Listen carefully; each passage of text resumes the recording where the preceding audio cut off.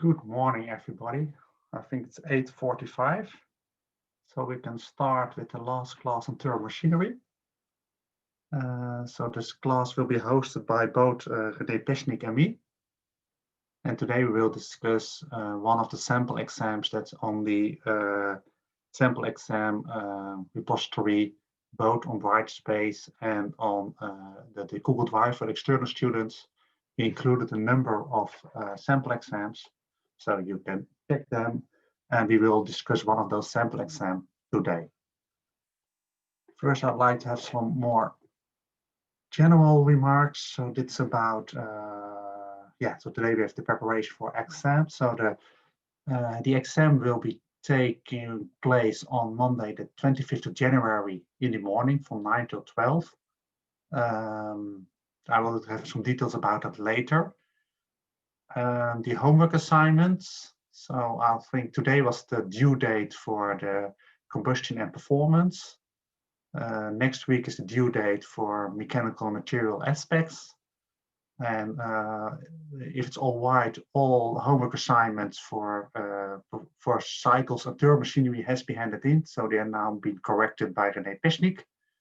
So we strive to get all the grades for the homework assignments to be available before the exam. So that's the thing we strive to. So I think about in 2 weeks' time, you will have the grades for the homework assignments. Quite a number of homework assignments, so it takes some time. Are there some questions now about the homework assignments from one of the students?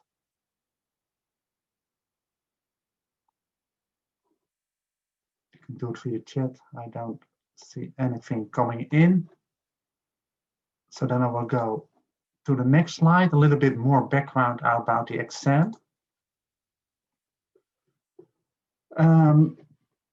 So we really have to see, so what we are chosen to do is an open book exam with randomized questions. So we will transfer the normal written exam for turbomachinery was a closed book with a formula sheet, but we will change it to an open book with randomized questions. The tool we are probably going to use is ANS Delft. So it's a specific software developed by the company that has been contracted by TU Delft. It's recommended, and actually it works best on a Google Chrome Explorer. So if you don't have Google Chrome installed, please install it as an Internet Explorer, because there the advice is to use the exam tool with Chrome. The next thing is, so we will both randomize the questions, and we will also have a time slot per question. We have to really see how to do it, but I think we will have a sequence of questions. And it's really, to secure that every student did his own exam, and we added some extra measures for that to secure that each student did his own exam. So we request an oath of integrity before you start it. I can show you, I will send it around, but I really want you per email to confirm that you stick to the oath of integrity. We will request you you are actually obligatory to get a scan of your handwritten details. You should scan them and send them to us, so we can check if the final answer is correct, also with the handwritten things. So really that it's only, and you also see if it's your own handwritten. And the next check we are going to do, and it's part of the exam, so it's obligatory to be available, is we will have a random check after the exam. So the tutors, so René Pesnik, Dr. Vera Popovic, and me, we will all call some students after the exam, and we will ask them to elucidate their questions and the answer to the questions. And it is really to check if you really gave that answer yourself. So that's really linked to the online exam to make this happen. So these, 4 time slots and all those other 3 things are really connected to the online exam to really secure that everybody makes his own exam. And it's required from the Board of Examiners for the TU test. So we work on that. I see some questions. So the first question is, do you get points for only the final answer, also for working out? You can also, the main question is really that the main thing we want to check is to really that you understand it. So if you have a small mistake somewhere in the calculation or something, you will get 95% of the points. So it's really about working out is important. Students, there's a question about students with additional time won't have finished bench. Won't be finished by 12:30 or finished with extra time will be called? Well, I think if you really, that's a good question. So if you need additional time and you're allowed to have additional time, please let us know in advance. And in that case, well, actually then the extra time will end by 12:30. So normally you get 1/2 hour of extra time, and then you will be called between 12:30 and 1. So that's a good question. I think we should everybody to maybe be available between 12 and 1 o'clock. Yeah, there's a question, does ANS Delft need installation admin-wise? I don't think so. I think it's just via a web browser, but we'll check that. I think it's also new for me. So last week, together with our education advisor, we decided to use this tool.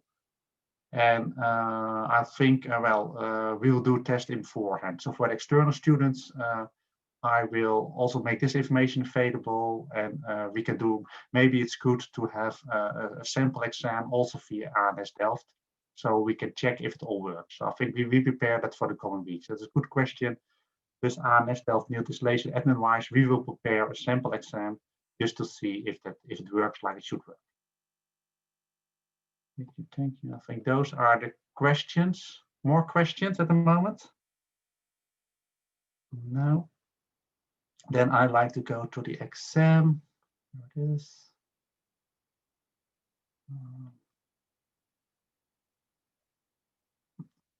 I have to open it. Sorry about that.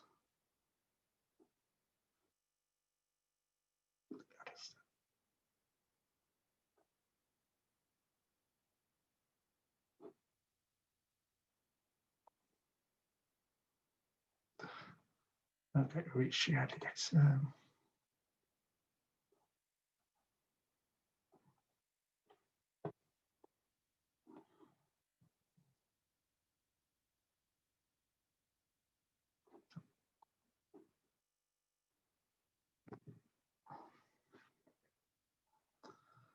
So this is the exam that's also included on the exam sample directory. So we just included here our exam from 2016, but more or less all questions will be more or less similar like this. So what you normally have in this question, actually there's no hydraulic question in this exam, but there's also one hydraulic question. So normally you have one question on the gas turbine performance. That's also what we do this time. We have a general question where we will ask some more background information that you really show that you understand it. And especially for this type of question, we have to reformulate it because it will be an open book exam. So we have to use this one. Then there will be a turbomachinery question with velocity triangles and order equation type of things in there included. And then there will be normally a combustion question and a mechanical aspects question. This question is all on the things. I think this, well, we don't discuss the mechanical aspects because you can find it on in the information supplied by Vera Popovic. Today we're going to discuss about task 1, so the gas turbine performance, task 2, general questions, task 3, turbomachinery, and task 4, combustion. So I will start with task 1, explanation. Are there any questions still about? Otherwise, I start explaining it. Chat.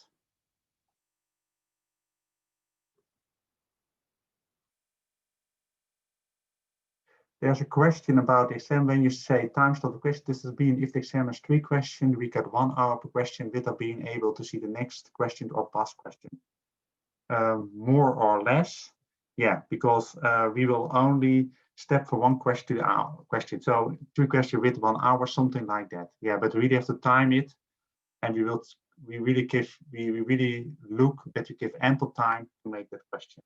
Yeah, and that's really linked to the online exam to make it happen. So that's an advantage of an online exam that they do like that. The disadvantage for you, the advantage if it's an open book exam. Yeah, so it will be time slot per question. And it's also new for us, so we really have to test and check it on beforehand. Okay. So let's start with the first question. Yeah, so only wait a minute. Okay. So this is the first question we're going to discuss, and I showed later on my iPad also. So what do we have? So consider a high pressure rate of single shaft power cycle with reheat. So with a reheat is that you have a dual combustion chamber, that you have 2 turbines with a dual combustion chamber. The power required is 200 megawatt.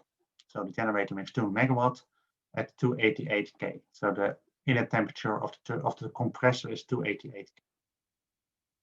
Well, we know the compressor ratio. So that's the ratio of the pressures over the compressor, the polytropic efficiency, the mechanical efficiency, turbine inner temperature, and the exhaust pressure.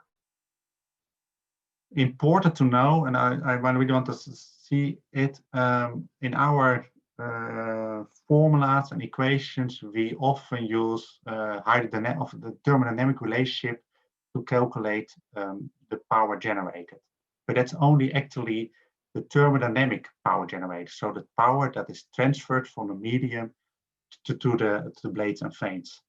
And you have to multiply that with the mechanical efficiency to come to the real power generated by the generator. So the mechanical efficiency you only apply after you calculated the thermodynamic power generated. So there are some important remarks here. Pressure losses in the compressor in the turbine outlet can be neglected, and that makes life a little bit easier.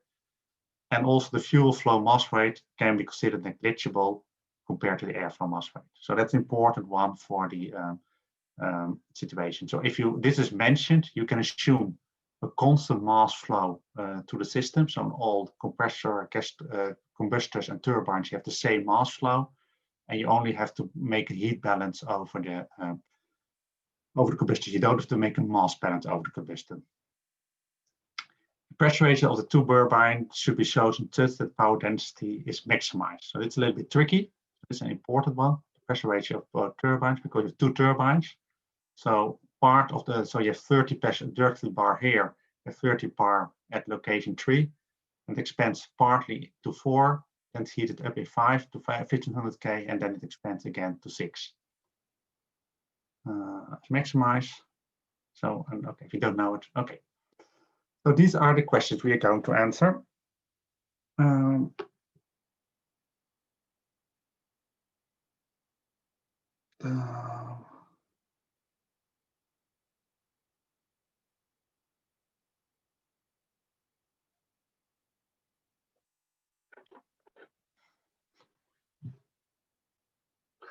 Okay, like we saw before, we have here the turbine with the system here.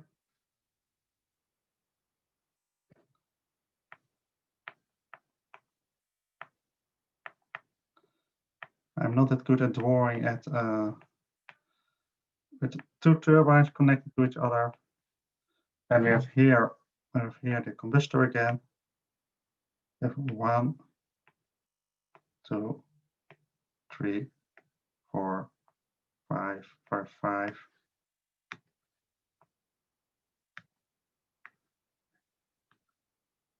And 6. So that's important. What I normally would like to advise you to do is really to write per station what you have here. So you know the temperature, pressure, and mass flow. Well, the temperature we know here is 288. At location 2, we don't know the temperature, but we know the pressure. Well, we have a 0 pressure drop over the combustor, so we also know the pressure at 3.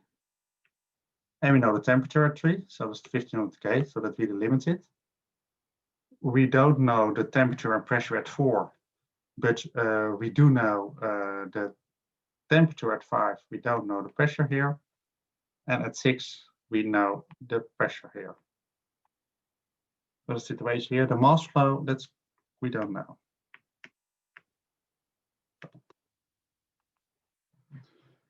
So really have to calculate what's the mechanical output. Sorry, mechanical is the mechanical efficiency I just explained, times the mass flow, we can assume it could be constant, times the sum of the delta EH over the turbines and the compressor. And sum delta H is, so we have as output, so we have the turbine is, so the turbine delta H turbine 1 plus delta H turbine 2 minus the entropy difference over the compressor. And we can calculate that. So that is CP turbine over turbine 1 is T3 minus T4 minus T4 plus CP turbine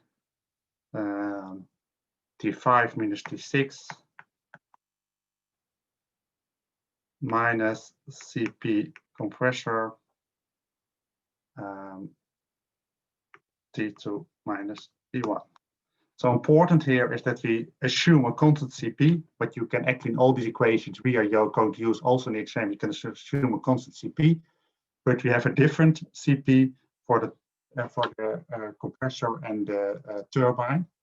If you look at the formula sheet, so in your exam we will include it in the question, but in this exam and also the other exams on the repository, you can see there's a formula sheet I showed here. I'll show the exam again. Share screen. Yes.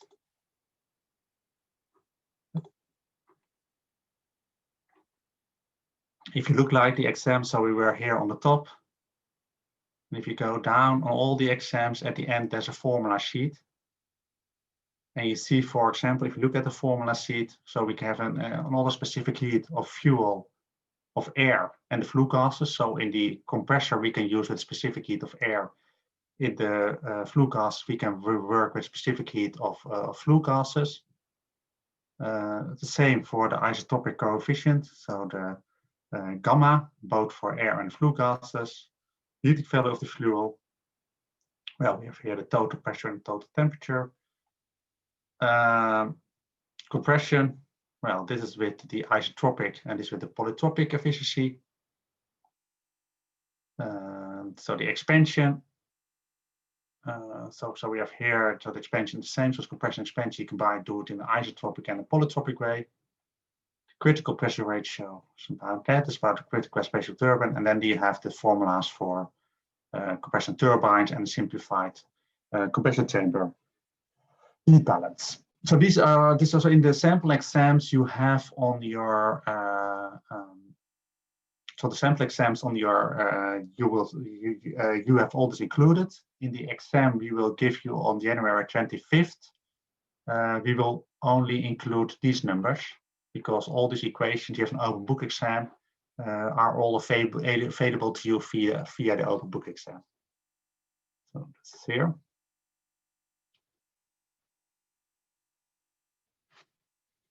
So these are the questions then we go back to the other slide. Wait a minute.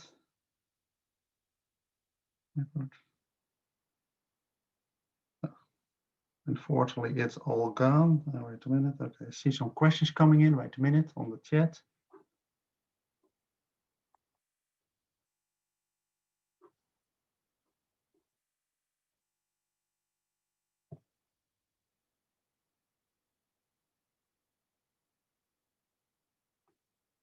Okay.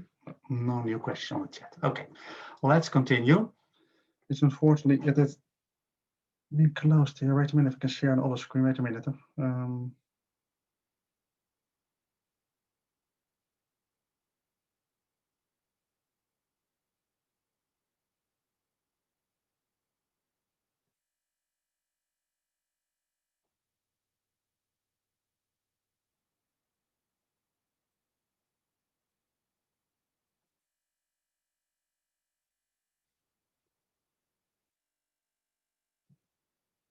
Wait a minute, it's a little bit messy. Wait a minute.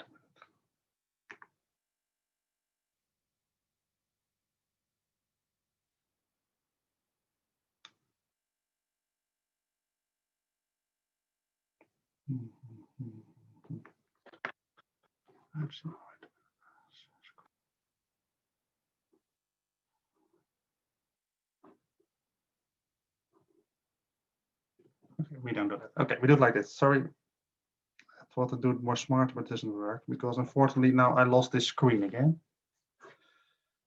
Okay, but we have there the I start drawing again. So we have the system here with the compressor, turbine, another turbine. Then we have 1, 2, 3, 4, 5, 6. Okay. Then the first question is, so how do we calculate that? The question is to maximize the specific power, so megawatts per kilogram second of air. So the power generated in this thing, like we said, is just the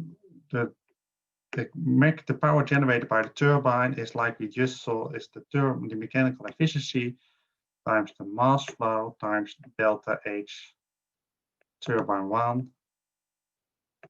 plus delta H turbine 2. That is important to know. And actually, if you want to calculate delta, so if you do to turbine 1, delta H turbine 1 is Cp T3 minus T4, and turbine 2 is Cp T5 minus T6. So now we really want to calculate it. So we know T3 and T5 we know. So we really want to calculate T4 and T6. So how can we calculate T4? Well, we can do it with the isentropic relationship we just saw. So T4 is P4 divided by P3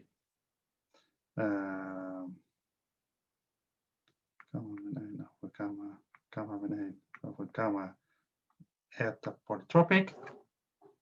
And this is P. This case is this P. This T4, yes, and T6. You have the same equation. That will be that's this one. So the same equation for T6 is T5 P6 divided by P5 at the polytropic gamma min 1 over gamma. You can see it in the air, but they're the same, but written they're the same as in the.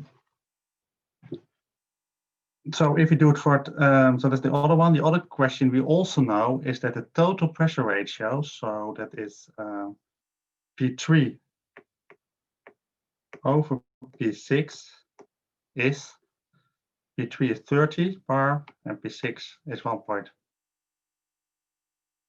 Yeah, there should be, this question should be a T3 in the left question. That's a good question. I see it in the chart. Yeah, it should be multiplied by T3. That's true about that. It's 30 is P3 over P6 is 30 divided by 105 is P3 divided by P4 times P5 divided by P6, because we know P4 and P5, they are equal.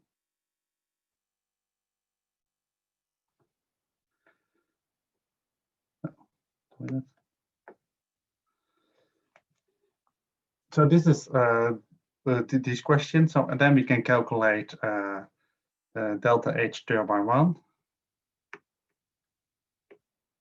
Wait a minute.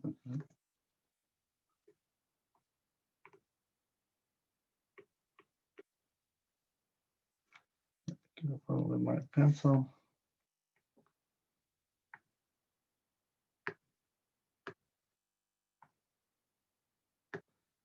Wait a minute. Yeah. So delta H turbine 1 is CP T3 1 minus, now we have the pressure ratio 1 to the power 6.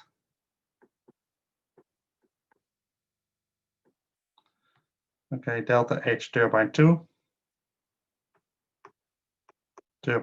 is CP T5 1 minus pressure ratio 2 to the power x, where x we defined as polytropic.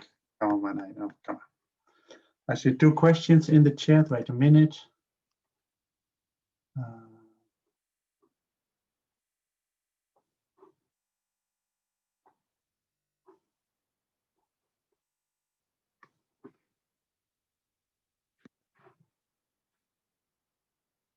More chat.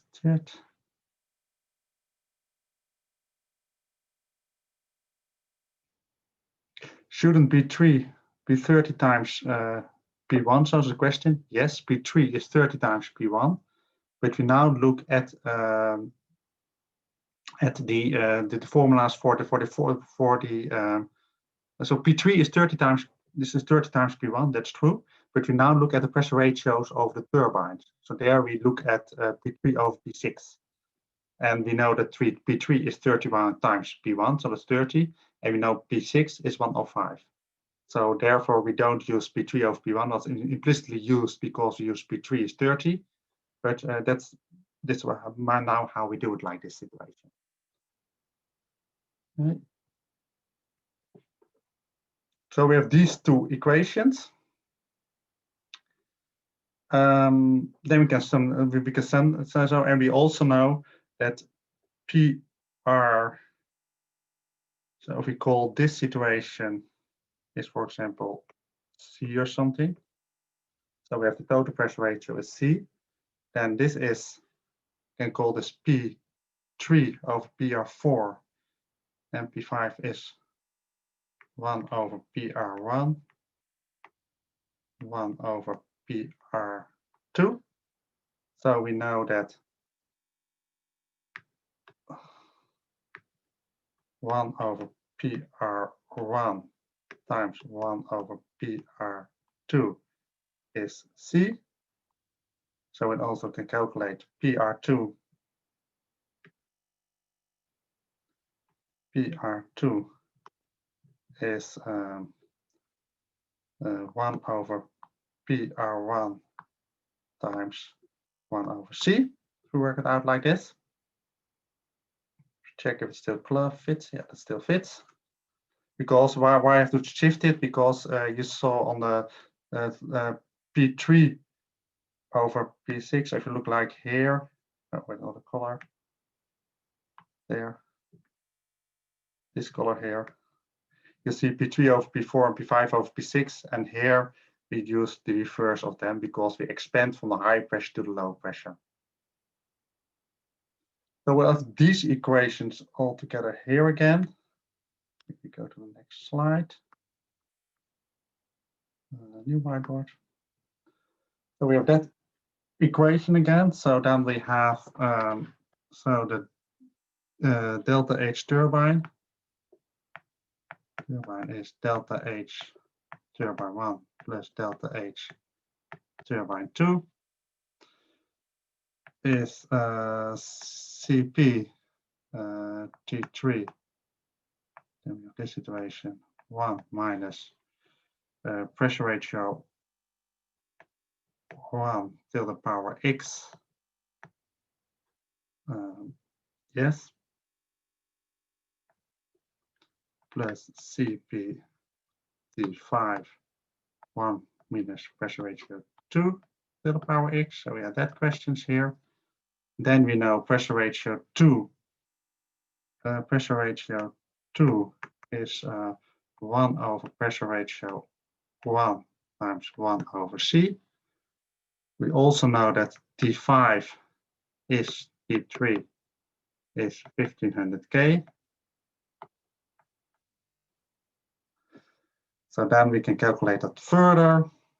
Delta H turbine is CP T3 1 minus pressure ratio 1 to the power x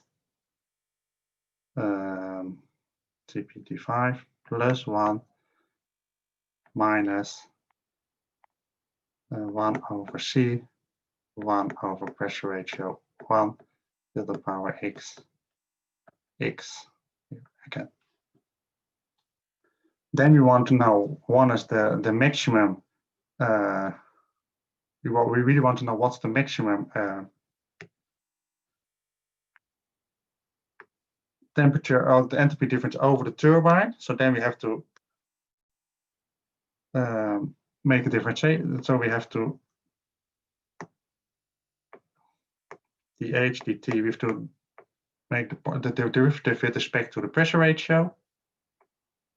Pressure ratio 1.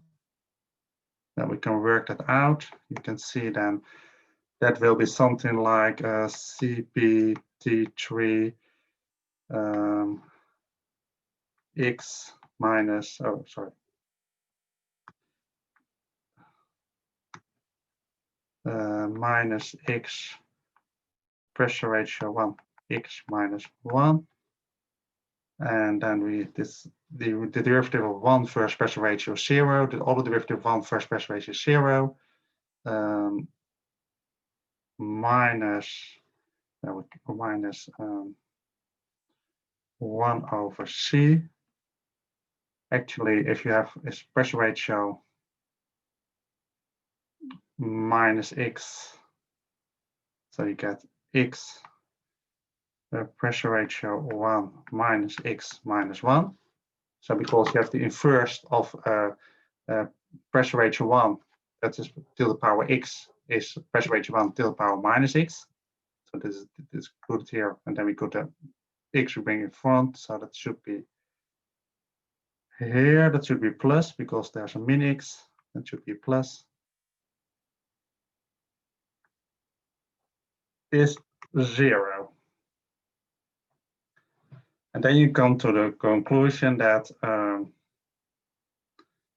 x, so pressure ratio 1, x pressure ratio 1, so x pressure ratio 1, x minus 1 is 1 over C x pressure ratio minus x minus 1.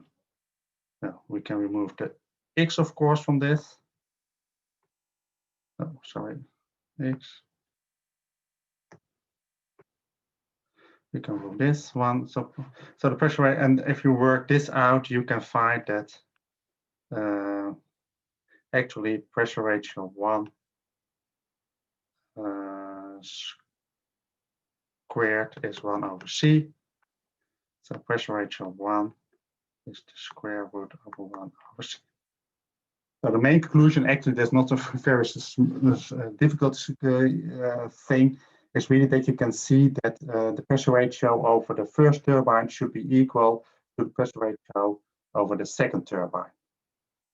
If you work it out like that, and so this is really, so you can see if you work it out like that, you see that the pressure ratio, I've written it down somewhere, is 5.334. You'll see it in the answers to the sample exams. So if you have that question again,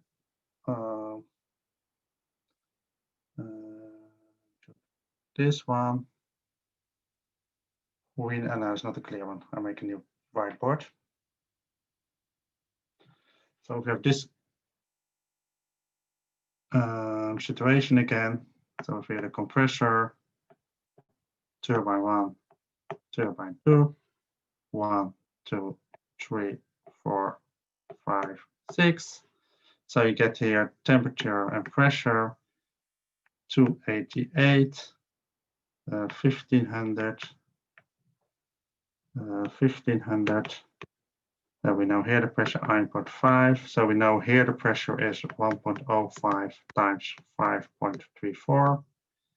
We know here the pressure 30. We know here the pressure also 30. And now we can calculate just the entropy difference over the different system.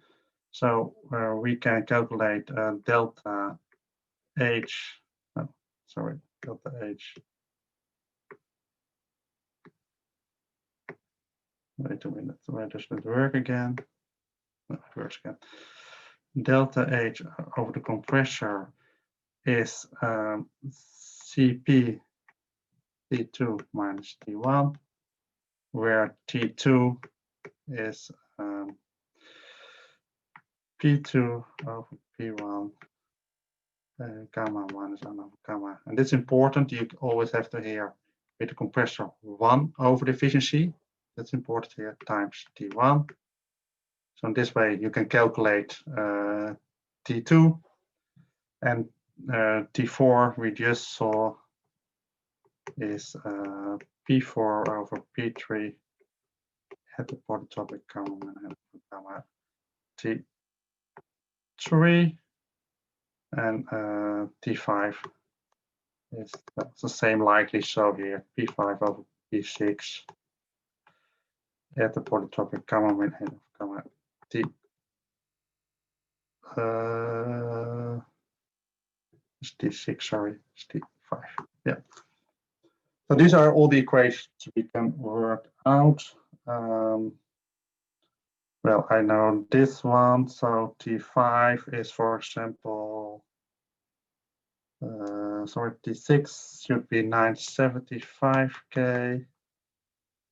We can work it out. That's not good. Not correct. Well, they should all be the same, of course. So T6 and T4 should be the same. That's 975 K. And I have to look for T3 again.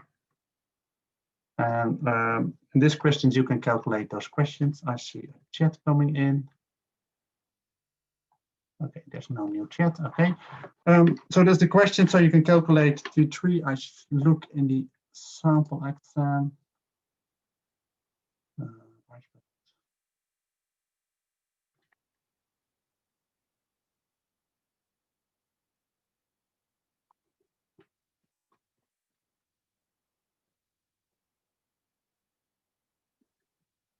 I can show the bright space where it is. If you look at bright space, I show the square screen here.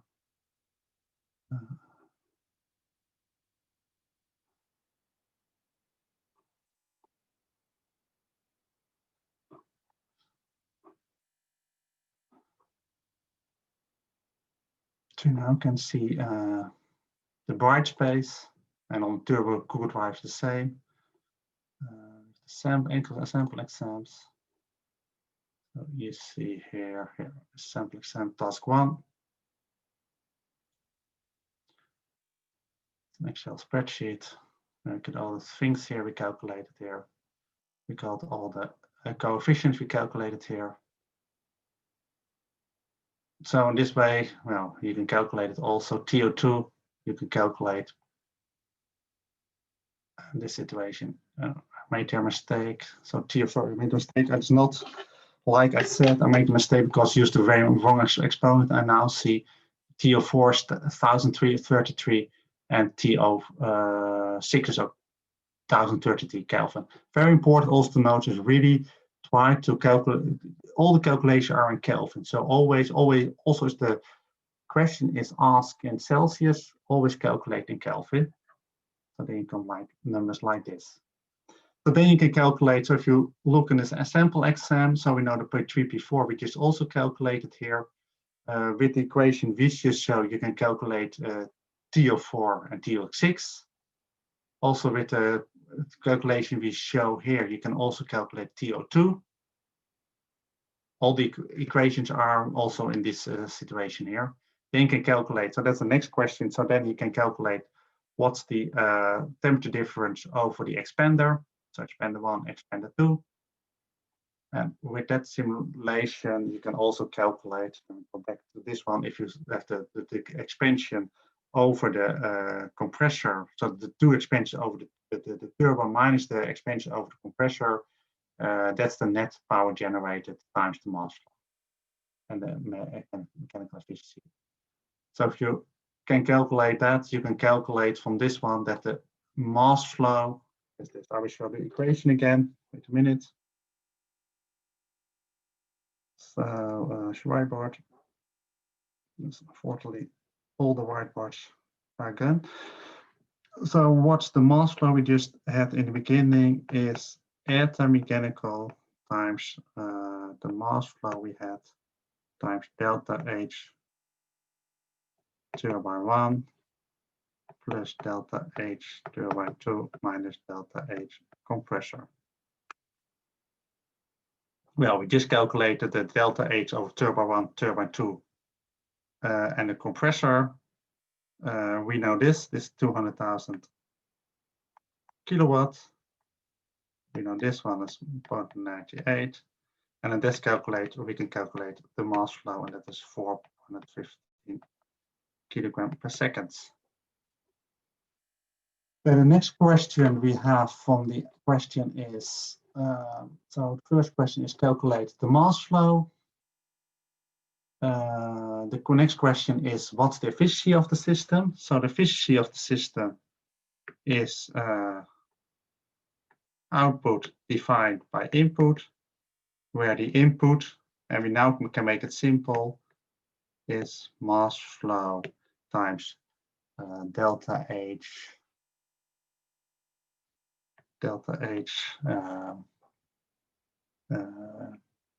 3 till 2, so that's combustor 1 plus delta H 5 4, so that's combustor 2, so that's combustor 1, combustor 2. So we can calculate it. Well, we all know equation, so we know the temperature. So then we have the, so we can calculate the enthalpies, the inlet and outlet enthalpies for those situations. And if you can do that, you can also see it in the Excels, in the sample experiment working out. If you do it correctly, you can have the Q in and the Q in, and over this the Q in both of combustion 1 and combustion 2.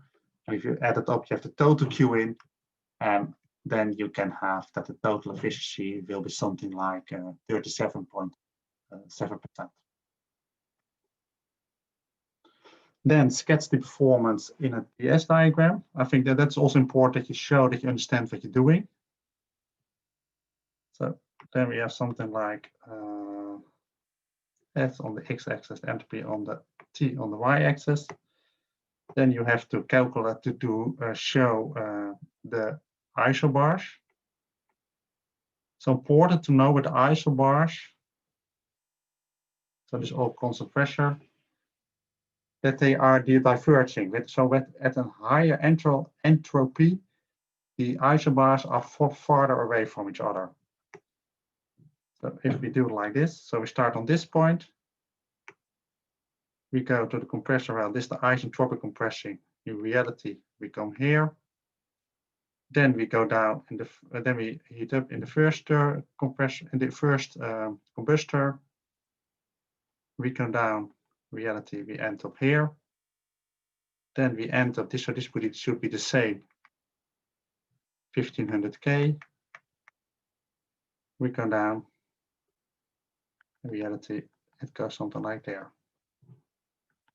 This is 1, 2, 3, 4, 5, 6.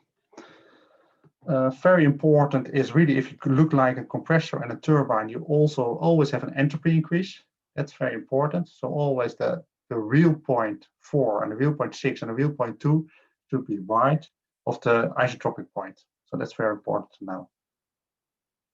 If you have a heat exchanger, for example, an intercooler, you can end up with lower entropies, but you're removing heat from the system. So this is all about task 1. Are there questions about task 1?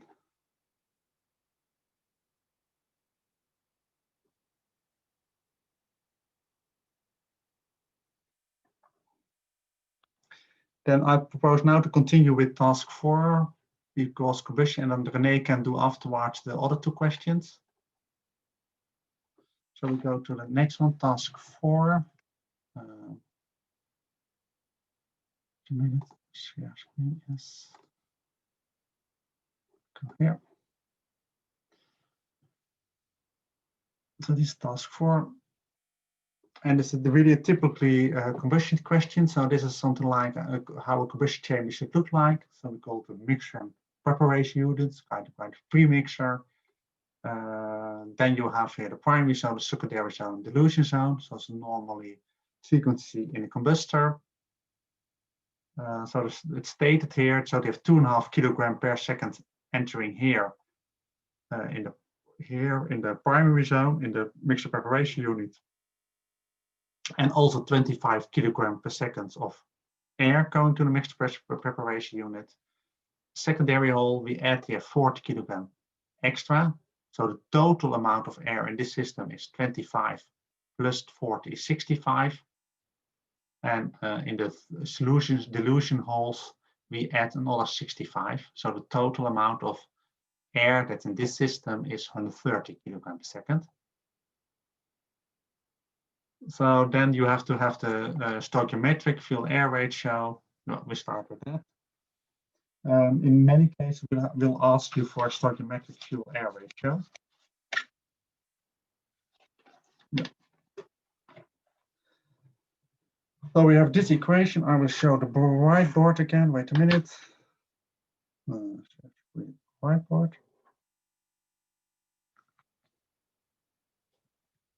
Okay.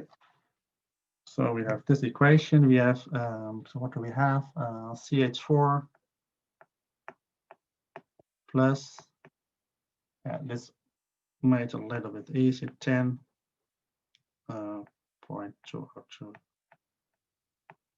plus 0.8 N2 times 2H2O plus CO2 plus 8 N2. Actually, what you see here is that 0.202 and 0.8 N2, that's actually simplified composition of air, 20% of oxygen, 8% of nitrogen. And you see actually what's staying here is methane CH4 plus 2O2 will be 2H2O plus CO2. But if you really want to have the total equation, you can work that out.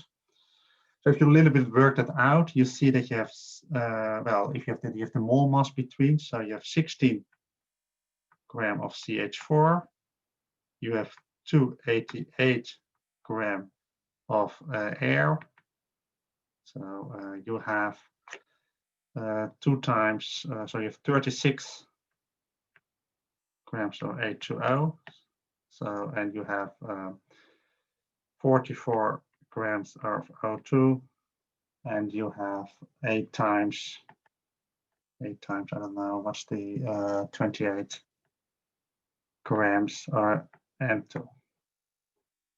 So if you have the stoichiometric fuel-air ratio, so actually if you stoichiometric, you just have enough amount of air to combust all the fuel, then you have, so you have per 60 grams of CH4, you have 288 grams of air. So FAR stoichiometric is 16 divided by 288, 1 divided by 18 is 0.055. So that is the simple one. Then we go to the next one. So then what are the fuel-air ratio in the secondary, primary, and dilution zone? So if you have those things here together, oh, wait, I'll make a new one, wait a minute. So we have here primary, secondary, tertiary. So you have here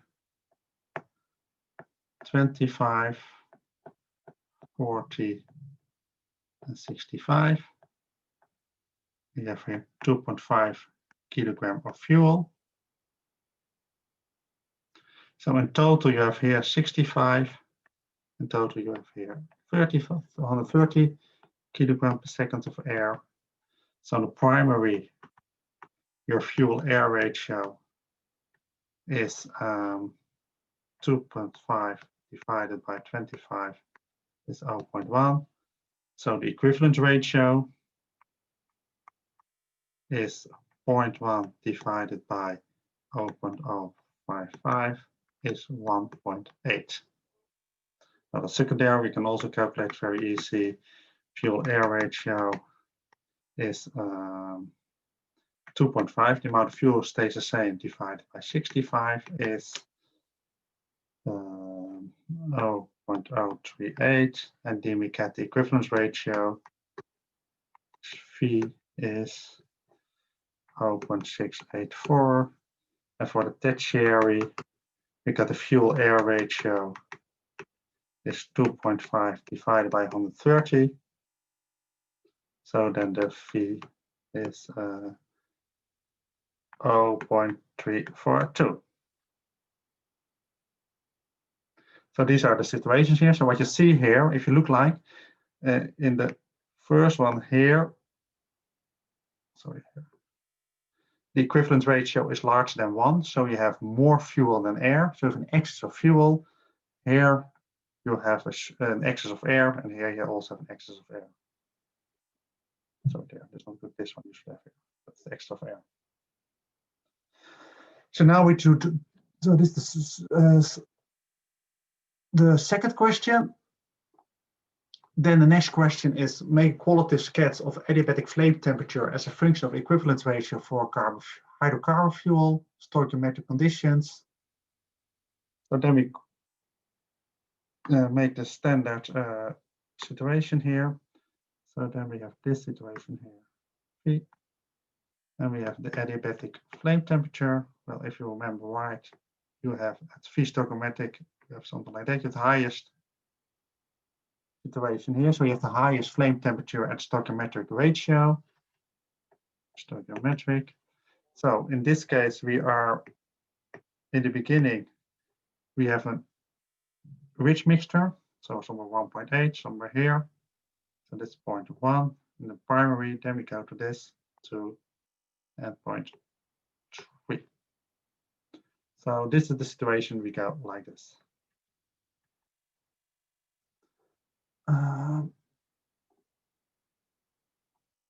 Yeah, well, this is the found sequence of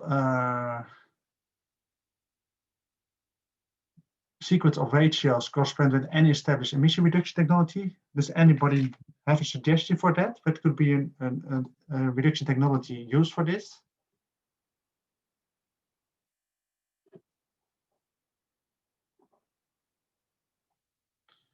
Well, does anybody know, maybe this question also to you, why would you like to have this reduction technology? So what can you achieve with this reduction technology, with this emission technology, with this combustion technology? You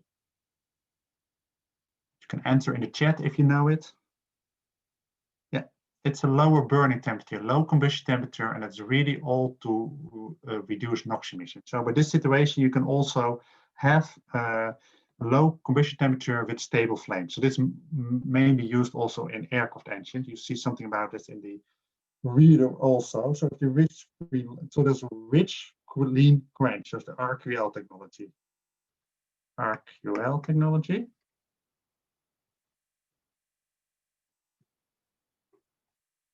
Yeah.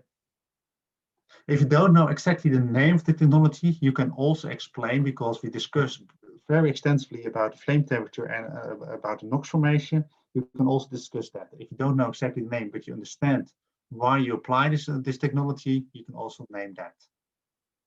Okay, question 4 is, presume the combustor exhibits excessive smoke emission. How would you modify the equivalent ratio in the combustor to solve this? Give a qualitative answer. So first you have a qualitative answer by locating the equivalent ratio you propose on a temperature equivalence diagram. So probably if you have smoke, you don't have complete combustion. So probably you probably quench too quick. So that can either be in the secondary or in the third reaction. Maybe the temperature becomes too low. So some options you could do, for example, is to have more combustion time. So you can, for example, if you move this up, so if you treat, so maybe you have another 4, so maybe do another color here, flare red. If you want to have the same maximum temperature, that could be possible. So you want this to be simple. You might probably want to go to 3 to a higher ratio and maybe add a 4, because important, you should end up with the same exit temperature because that's the inlet temperature of the turbine, and that's also given by the materials of the turbine. So maybe you can add an extra zone, so to give more residence time at the high temperature. Here you can have better combustion, and that way you can have prevent your smoke. Another way you can also might do that is maybe make 2 a little bit higher, there to 2, but that might lead to high NOx emissions. So it's really about, well, and it's really, if you give the right argument to the question, that's important. There's no 100% perfect answer, because otherwise you will be combustor inventor, but if you have the right arguments, that is really what is judged in these questions. So this is all about the combustion question. Are there questions about this question?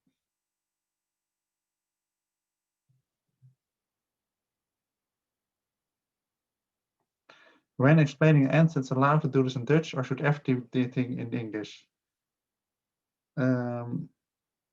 Well, for the TU Delft student, it should be in English because we are an English master. Well, if you don't get it in English and you want in Dutch, it's allowed. For the external student, well, it's allowed for me to do in Dutch, but I would prefer to do it in English. But if you don't find the right word to do it in English, do it in Dutch. But not if German could be, but no, but preferably all in English. More questions?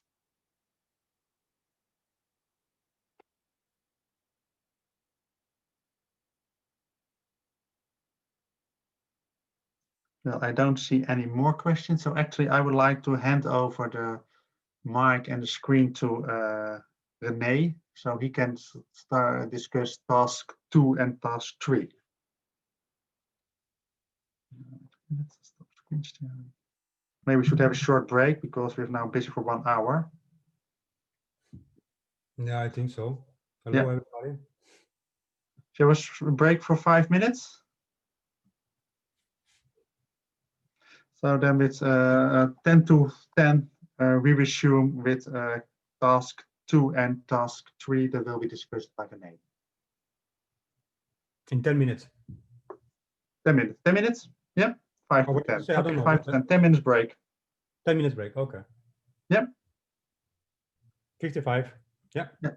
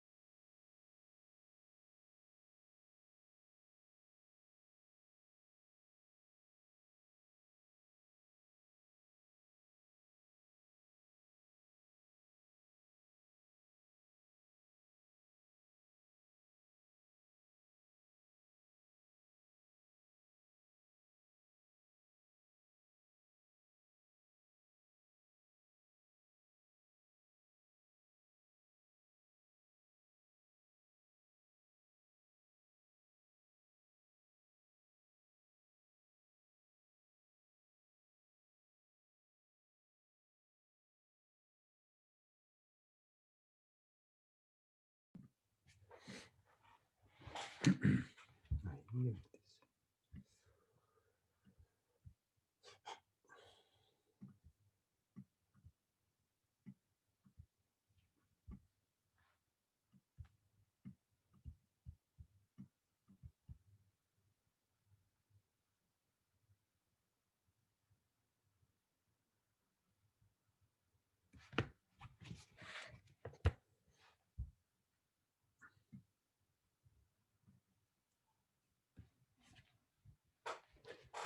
Okay.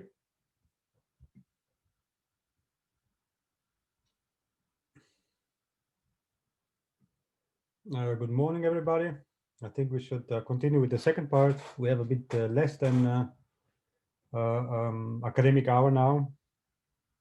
So I would still like to finish 10:30 because then I have other meetings coming up. I think, yeah, thumbs up if you can go ahead. Is everybody still here? Everybody back from taking a coffee? I see a yes, thumbs up. Okay. Okay. Only a few thumbs up, a couple of yes. Fine. So not everybody has responded to the first question already. I will go ahead still, and I would like to discuss the second task. So Sika just discussed the first and the fourth task, and I will continue with the second task, which you can see already is a bit inappropriate for open book exam, because you could easily just look it up now on the slides, because we cannot check. We are not proctoring you while you do the exam, so we don't ask you to keep the camera on or take a picture of your room when you take the exam. But as Sika mentioned, we call you afterwards in case we look at the exam, or we look at the things that you handed in, and then we are going to call you if we see that there are some weird things going on, and then we can call you, and then we will ask you to explain how you arrived to certain answers in the exam. Okay, just to check if you did the exam alone. You will have to sign an agreement that you see in the exam as well, in order to do the exam. So you are actually saying that you are alone in the room, and that you are not using any other software than Unstealth in the browser to do the exam. Okay, you can use the books, you can use the slides. I think Sika has mentioned this also before.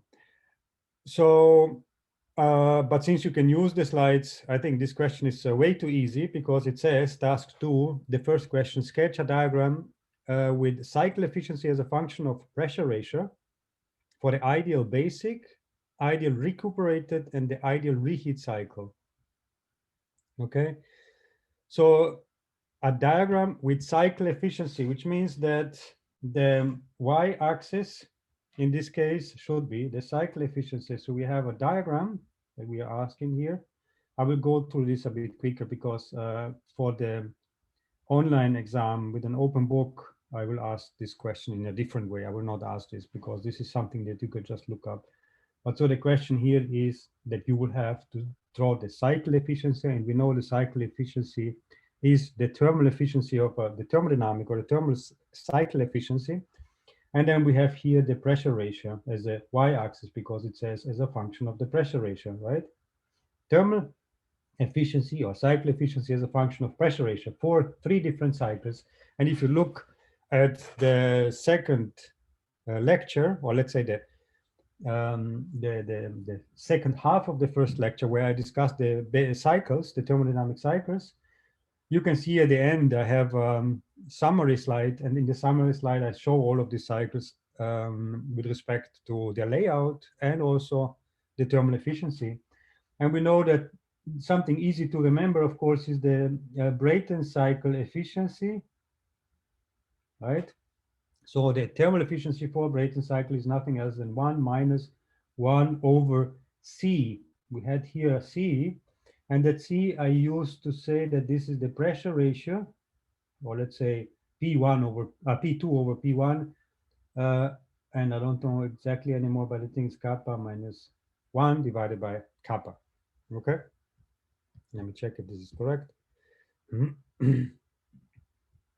If you see me doing something wrong, please put it in the chat and I can see it immediately if you have any questions. Okay.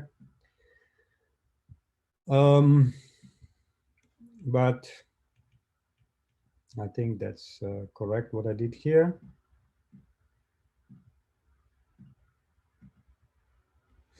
Yes, so it's P2 also P2 over P1 and this exponent. Okay, it's an ideal cycle, so we have no losses. We assume that kappa is constant, although it's a function of temperature usually. Then we also have isentropic compression, isentropic expansion, so we have no losses in these processes, and we also have no pressure losses in the combustion chamber or the inlet of the gas turbine or the exhaust of the gas turbine.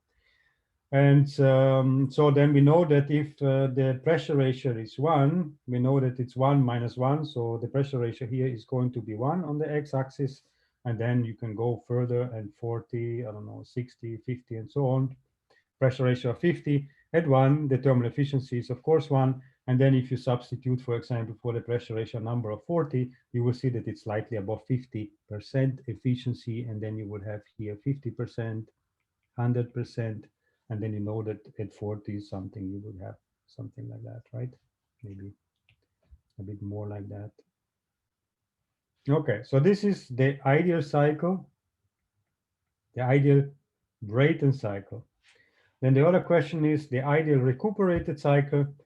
And there you remember we have had a cycle which maybe the cycle layout in a TS diagram might look like that you have a very low pressure ratio, in fact, right? And if you have a low pressure ratio, you can have a recuperation, which means that heat is given from the low pressure side. Professor, excuse me, the screen is frozen for us. We don't see what you're drawing. Oh, yes, you're right, because I lost the focus. Thank you for letting me know that one. Yes. No problem. Okay, so you can see, now you can see it again, I think. Yeah. So what I said is that this is the ideal Brayton cycle efficiency, which is this line here, the black line. At pressure ratio of 1, you have 0 thermal efficiency. At the pressure ratio of 40 or 50, you're slightly above 50% thermal efficiency. And then this is the ideal Brayton cycle efficiency. The recuperated one, we said that we can transfer heat from the exhaust after the exhaust of the turbine, which is this part here, to the high pressure side. And then we have the recuperated cycle. It only works for low pressure ratios, which means that somewhere at this point here, you will reach this point, and then you have efficiency maybe that looks something like that. The dashed line here is not possible for recuperated cycle because the temperature at the exhaust of the turbine is below the temperature at the exhaust of the compressor. If this is the case, there is no recuperation possible anymore. That's why I have a dashed line here. Then the other question was the ideal reheat cycle, right? So for reheat cycle, we said that we don't expand to the ambient conditions, but we expand only half or square root of the overall pressure ratio that Sika just explained now in the previous question 1, where you had to derive the pressure ratio here. And so you go and expand only to this point, for example, and then you have another expansion. And here you have another heat addition, right? So you have a second combustion chamber. Maybe the first one goes from here to here. And then the second combustion chamber, the first combustion chamber is from here to here. And the second combustion chamber is from here to here. So you have two combustion chambers, or sequential combustion chambers. And I explained this in the exam in the lecture. That actually means that you're adding another cycle, which is this part here. You're adding another cycle with a lower pressure ratio. And if it's an ideal Brayton cycle with a lower pressure ratio, the efficiency is lower. So you're having a sum. You're summing up another Brayton cycle with a lower efficiency. So the overall efficiency of this whole thing here should be lower than the ideal Brayton cycle. So the reheated cycle, the last one here, the ideal reheat cycle is somewhere here, slightly lower than the ideal Brayton cycle. Reheat. Okay.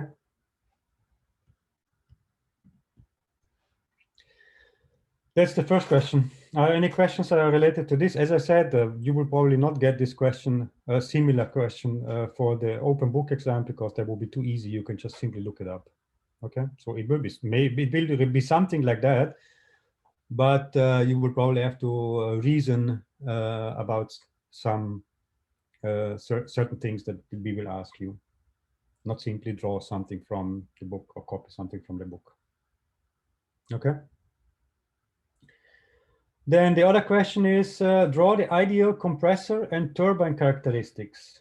So this is the second question here, which says it's related to both compressor and turbine.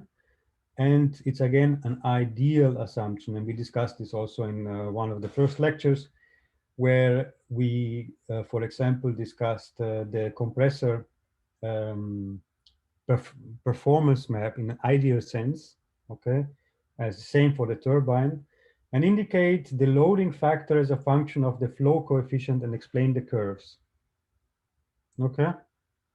So again, this is would be too easy now because you could just look it up on the slides, which means that the question is indicate the loading factor.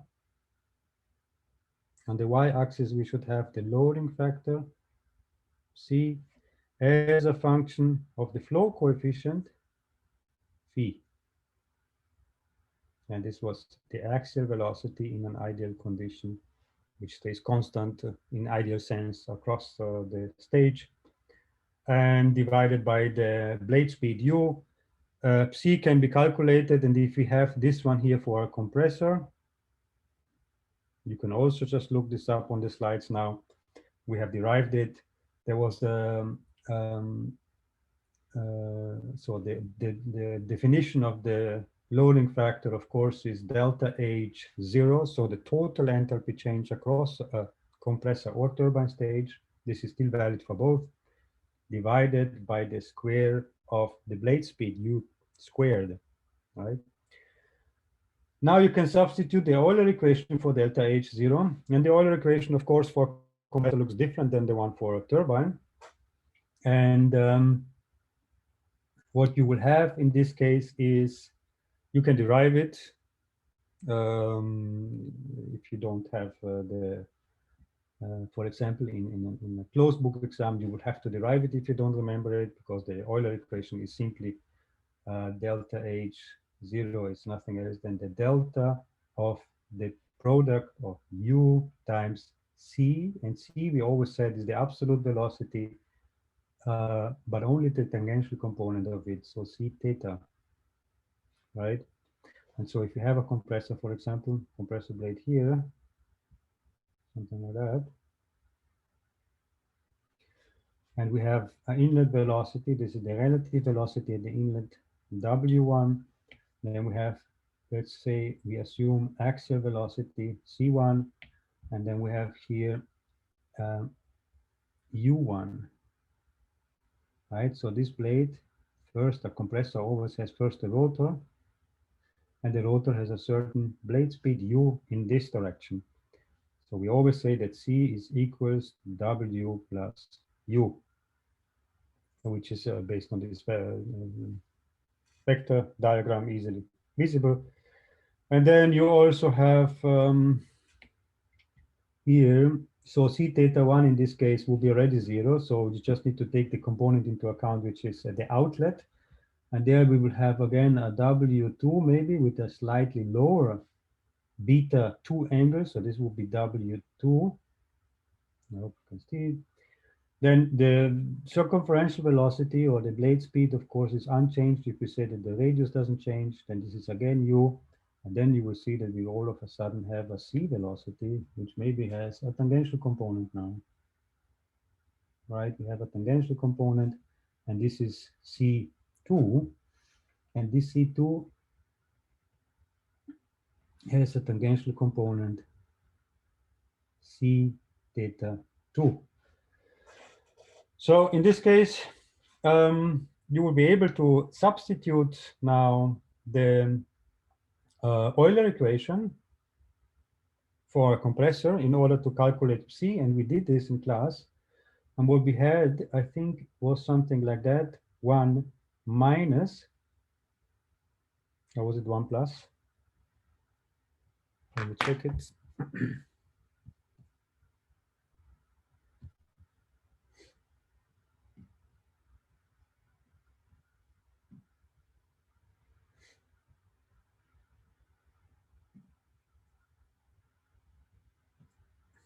Okay, it was 1 minus phi flow coefficient times tangents of alpha 1, okay, minus tangents of beta 2.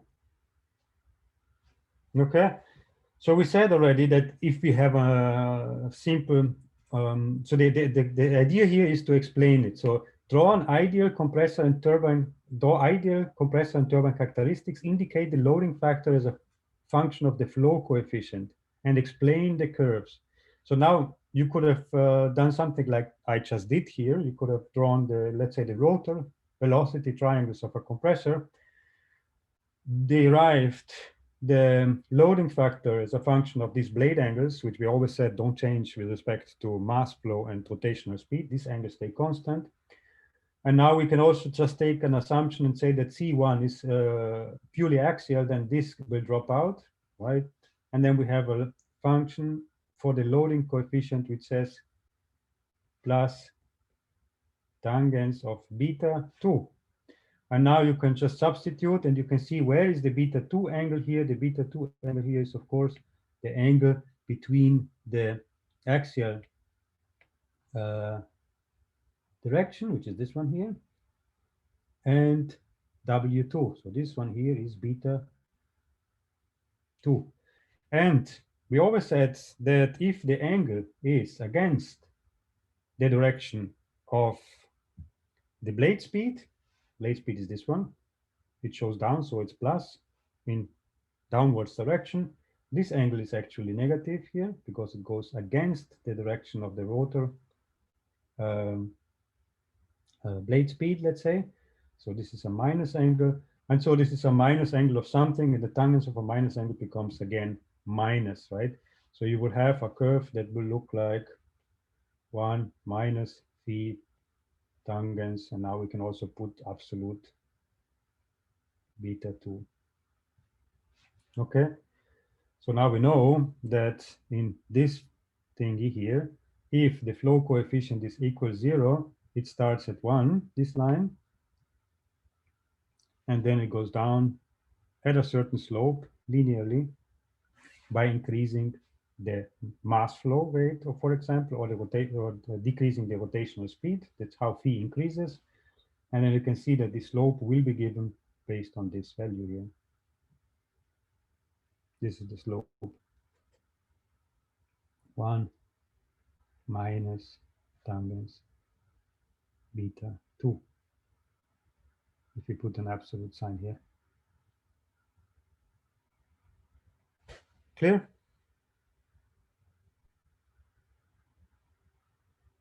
That's clear for everybody? Need to go ahead a bit faster, I think.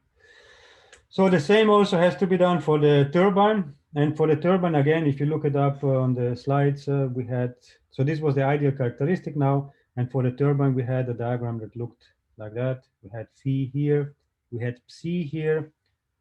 And then we said that for turbine, if the mass flow is very low or the rotational speed is very high, actually we don't extract work. So we actually start here at -1, we said. And then by increasing the mass flow rate or decreasing the rotational speed of a turbine, we go this way until we reach the runaway condition for which the turbine power is exactly 0. But then by further decreasing the rotational speed U or increasing the mass flow, we finally start extracting work. And so this is where the turbine will operate, somewhere in this region here, right? Because the equation for the turbine was C is -1 plus phi, and then you had tangents alpha 2 minus tangents beta 3. Beta 3, this was the equation for the turbine. And of course, we saw then also the real map looks slightly different. It doesn't look like that. but it looks something like, oops, it looks something like that, where you have the choke condition here, but no matter how much you increase the pressure ratio, the mass flow will stay constant because you reach choked conditions. Okay, so these are the things that you would have to explain here for this question. Are there any questions related to this question?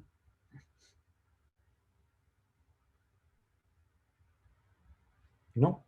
Then I go ahead with the question number, task number 3. And in the third task, we have something to calculate. So this question can come to the exam. So a similar question can come to the exam where you have to calculate something, because then we are actually testing if you understand how to apply these equations and how to calculate certain things. And in this case, you can see that we have an axial compressor again, right? Axial stage compressor.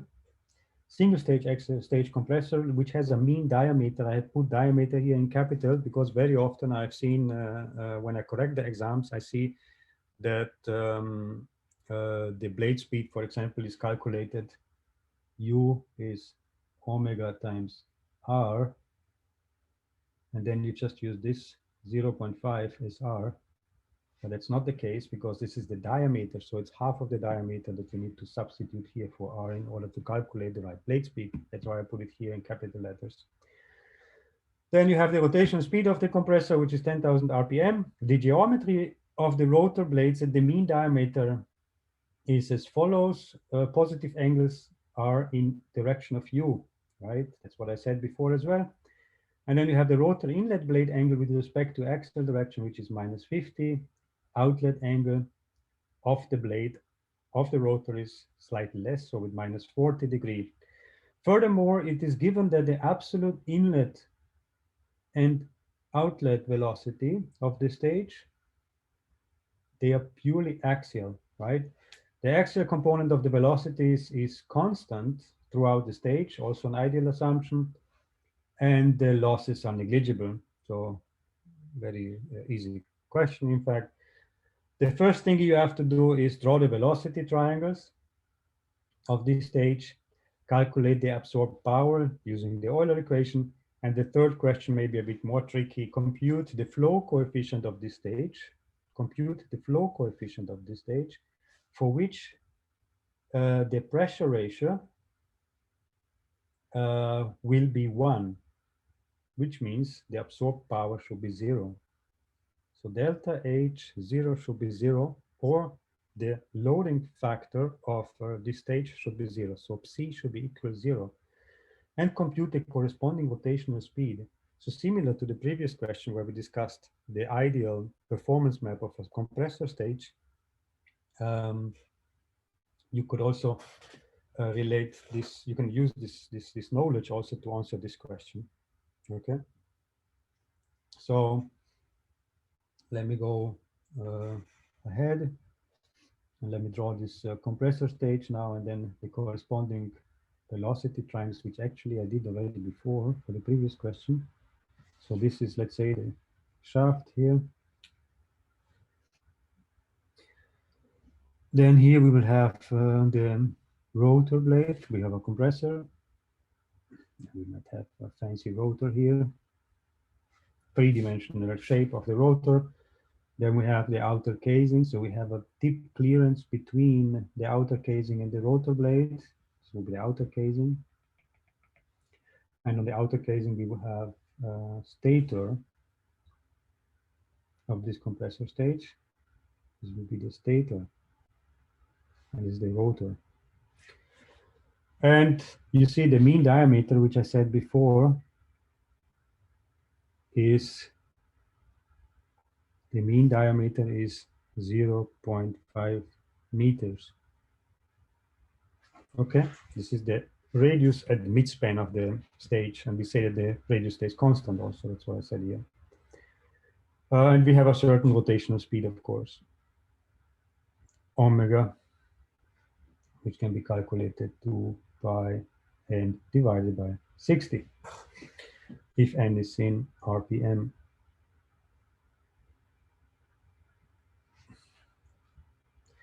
And then the question is also the velocity triangle. So let me draw the velocity triangles now.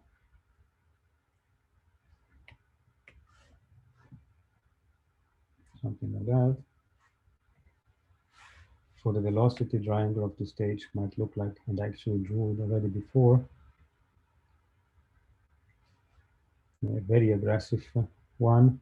W1, purely axial inlet, we said C1, rotor speed goes down, so which means W plus U is equal C. This is U. Then we have here W2. So the blade, the velocity in an ideal sense just follows the blade angles. U has not changed, so U is the same still. And then we have here C2, right?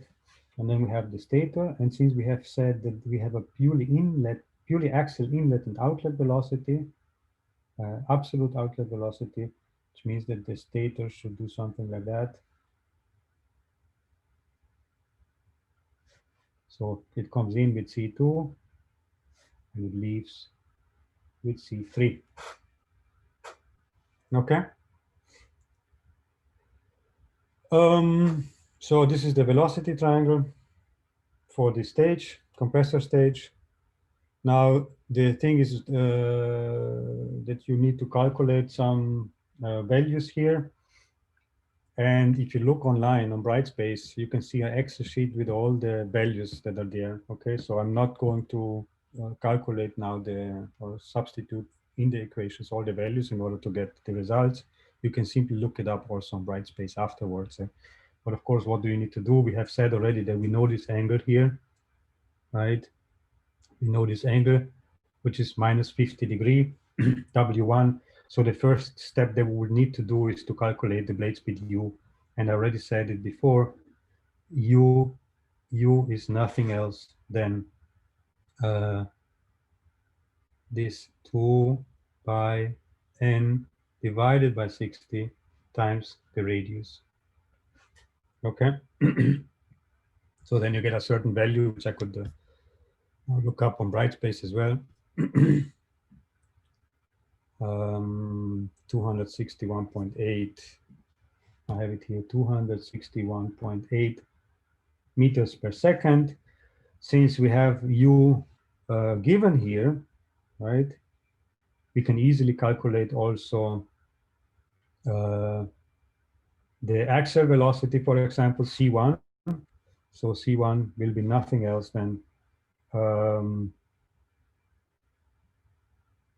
what is it? U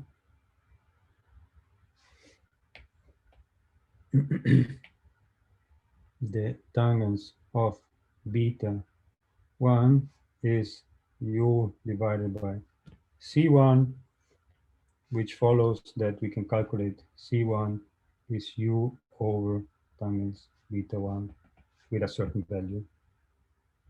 Okay. So we can continue like that. We can calculate all of these values in meter per second for the velocities. For example, we know the U velocity, we know C1, and since C1 is purely axial, we also know Cx. This is the same as the axial component at stages 1, 2, and 3, so it stays constant. Then, since we also know now beta 2, which is slightly less than 50 degrees, so in this case it's minus 39 point something degree here, the angle, we can do the same calculation as we just did here in order to calculate now these components. So we know U, we can easily calculate, since we know for this velocity triangle the axial component already, this one, we can easily calculate this component W theta 2, the tangential component of W theta 2, right? Since we know the axial component of Cx2. Then by adding this value and subtracting the U value here, we can also get C theta 2 from here easily from this velocity triangle. And we can also calculate alpha 2 then in this case, which will be alpha 2, which is the angle of the absolute velocity, the outlet of the rotor. Then we have C2 given, and C3 is nothing else than Cx1 or C1 even, because it's purely axial. So we also know the outlet velocity of the stator. Now the second question would be the power, calculate the absorbed power by the stage per unit mass flow. Okay, so it's very straightforward. Delta H0, we said that it's U times U stays constant, so I can take U out from this delta, and then I have just C theta 1 minus C theta 2. In this case, C theta 1 is 0 because it's purely axial, and then I just have is equals U times C theta 1. Okay, this is delta H0, and if I look up the value that should come out here is 20.5 minus 20.5 kilojoule per kilogram. Okay, oops. Now the last question here is compute the flow coefficient. Compute the flow coefficient for the compressor stage for which the pressure ratio is 0. And you can approach this in many different ways. For example, you can use the definition of the flow coefficient in order to calculate that and calculate the angle, because then you will get the angle of beta alpha 2, for example, or beta 2. But also, on the other hand, you can say, you can look at this one here, at the Euler equation that we just used to calculate the power, and we say, okay, what do we need to do in order to get delta H to be delta H0 to be 0? And that means that we need to have U, so we cannot change anything on C theta 1, right? C theta 1 doesn't change in this case. So we said C theta 1 is independent of the rotor speed and of the mass flow. So we need to make this one 0. C theta 2 has to become 0 in order for delta H0 to become 0, right? Or on the other hand, you can also say that you can get 0 by simply having a 0 rotational speed, okay?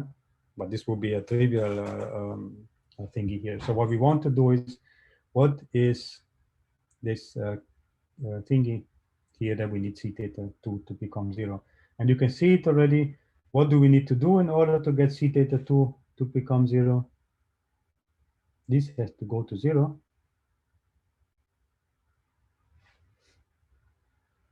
You see it already. How to get this one to 0?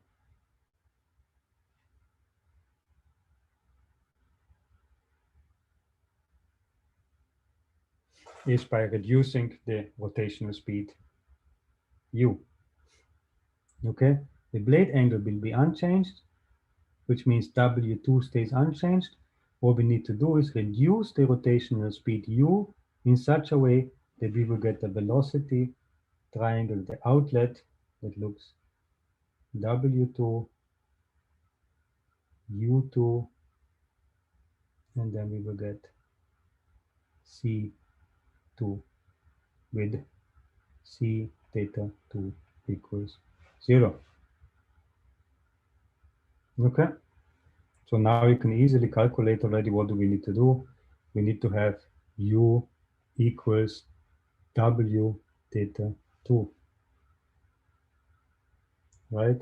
U2 needs to be the same as W theta 2. W theta 2 we already calculated before. We can simply use it, substitute it. We know the value, I can look it up. W theta 2 is minus, it was minus 1.3 meter per second, minus 183 meter per second. And then we can easily calculate the flow coefficient that is asked in this case, which is Cx divided by this new U, let's call it U prime. And we will get a value for the flow coefficient of 1.2. I don't exactly know what was the previous flow coefficient, But in this case, the flow coefficient is changed to 1.2. Okay, so this was the answer of the last question. How does the flow coefficient need to change? You can easily calculate also what's the original or the flow coefficient. It's lower than that because we have decreased the rotational speed u, which means p has increased. And if we increase phi to a value of 1.2, we will see that the power of this, or the pressure ratio of this compressor stage, will be 1 by decreasing the rotational speed. Because then we have an outlet velocity triangle of this rotor that looks like that. Are there any questions?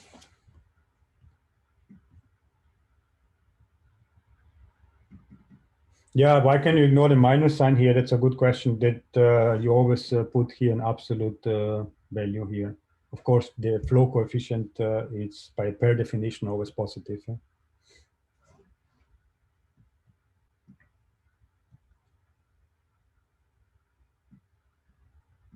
Are there any other questions?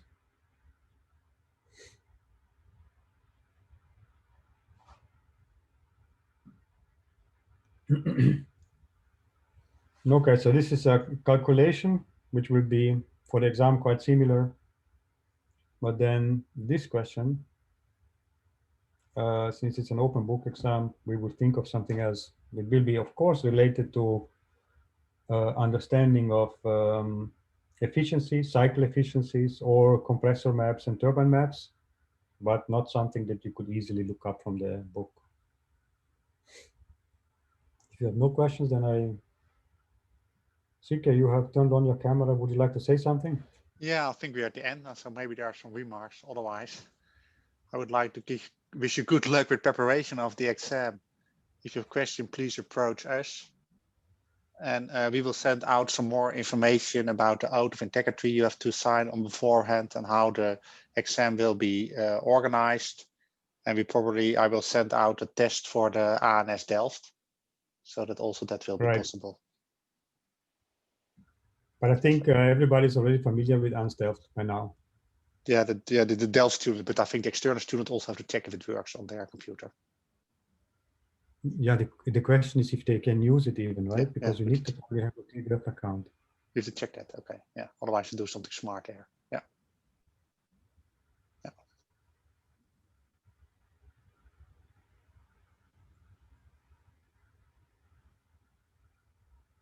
No, we don't get a sample exam on the, so the question is, would it be possible to have a sample exam on ANS before the exam? I don't think so, because it's our first time also to make such an exam.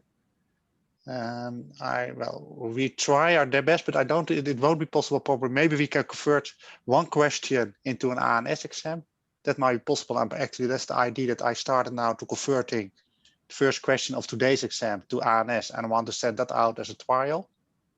But that's the only thing you probably are going to do. But we won't make a complete ANS exam before the normal exam as an example. We probably one question into the ANS exam, example ANS exam.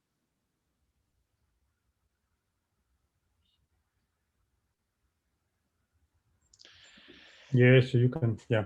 I don't know, Sike, but you can do it. You can either type in the answer directly in a field in this ANS form document. So you can type in numbers, you can type in text, for example, but you also have the possibility to upload pictures. So the question is, I'm not sure whether I missed this, but so probably what we will do with the ANS exam, ANS exam, is probably we will ask you for the final question, final answer, but we will ask you to upload your handwritten working out via photo upload. Yeah. So that we will probably like to do. So I think if you have an explanation, you can do it in text. But like the discussion we had today about the velocity triangles and about the compressor and turbine performance, you can work it out on paper. You can fill in the final answer into ANS, but you should in parallel also make a picture of your notes and include them in the answer.